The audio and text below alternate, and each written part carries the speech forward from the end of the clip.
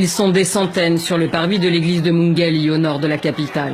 En majorité, des femmes et des enfants. Tous ont fui les quartiers sud par peur de nouveaux affrontements et ont dormi ici, à la Belle Étoile. C'est ça que vous appelez la Belle Étoile? Alors je suis désolé.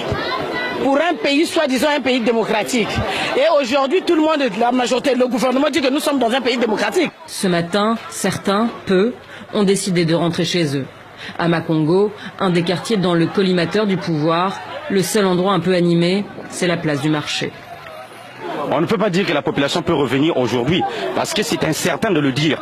Il y a pas mal de gens qui ne veulent même pas revenir parce qu'ils ont peur. Ça peut ou ne pas marcher ce soir. Il peut arriver qu'on puisse encore entendre des coups de tir.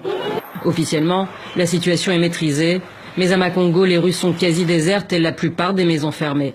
On n'arrive pas à comprendre exactement ce qui s'est passé ici. Si le gouvernement pense que c'est des ninjas, bon, moi je dirais ça c'est une mascarade, parce que c'est pas des ninjas. Les ninjas, généralement, on les connaissait.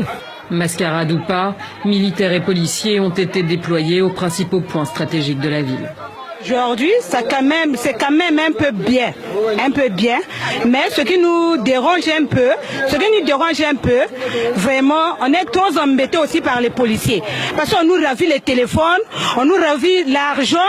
Dès que tu passes, surtout au pont du Jouet là, dès que tu passes, ils sont là seulement pour fouiller les gens, pour ravir les trucs, pour prendre les trucs. Les autorités n'ont encore fourni aucun bilan humain des affrontements.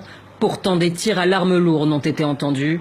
L'opposant Guy Brice Parfait Kolela condamne ces violences et exige une enquête impartiale pour faire la lumière sur ce qui s'est réellement passé.